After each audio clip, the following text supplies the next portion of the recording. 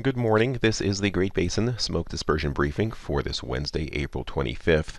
Looking at precipitation over the past 7 days, quite dry. Very little precipitation, especially across Idaho. Only small concentrations are across parts of southern Utah and central Nevada. On the right-hand side, it tells a better story of how much below normal, with most areas being between 0 and 25% of normal precipitation.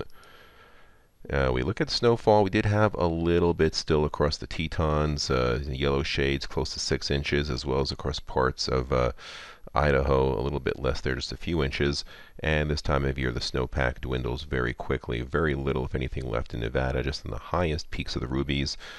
Still across the Uintas and parts of the northern Wasatch, we're still holding on to maybe 20 to 40 inches of snowfall or snowpack. A bit more as you head up into the Tetons of Wyoming and the Wind River Range and across the mountains of central Idaho, but even there they're starting to shrink pretty quickly. Satellite imagery shows high pressure ridge building in over us. This will bring warmth and dryness for the next couple of days, along with relatively poor dispersion, although this time of year the sun does mix things up pretty well by afternoon. Deep low pressure off the Pacific coast will play a role towards the end of the week and into this weekend with increasing winds as this high pressure ridge breaks down. That could have some implications for our drier southern areas. Looking at this afternoon, there's the high pressure ridge building in, lots of dryness and warmth. Still pretty good on the dispersion front. A lot of white on the map. That's basically due to the high mixing heights. You can see that on the right-hand side, that the yellows and oranges are 3,000 to 5,000 feet above ground level.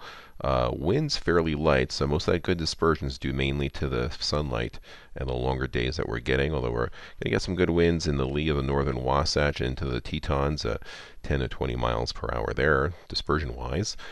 Missing some data here, so Thursday we have the high pressure ridge still building in place, so no major changes to our ventilation. Light southerly winds, but again, the pretty good afternoon dispersion in most areas as the mixing heights you can see here on the right-hand side getting up over 5,000 feet, where you see the areas in the orange, and about 3,000 to 4,000 feet areas in the yellow. Missing transport wind data, unfortunately, for tomorrow. And then Friday, there's that low pressure area starting to move onshore across the Pacific Northwest and far northern California. Winds start to increase across Nevada. The only good area of moisture is across far northern Nevada and into western Idaho. Excellent overall ventilation, all areas in the white. See those transport winds Friday starting to pick up across Nevada. The areas in purple could be as high as 40 knots or 40 miles per hour. And those will be picking up into southern Utah as well. These areas across southern Utah, southern Nevada have been quite dry, as well as northwest Nevada. So we'll have to watch, especially on Saturday for Utah and Friday for Nevada, for the possibility of any starts becoming wind-driven in some of our locally drier areas. Excellent overall mixing heights. The Utah Clearing Index, you see some lower numbers in the blues and greens early on, but those values improve as you go through Thursday, especially into Friday, as that low pressure system approaches.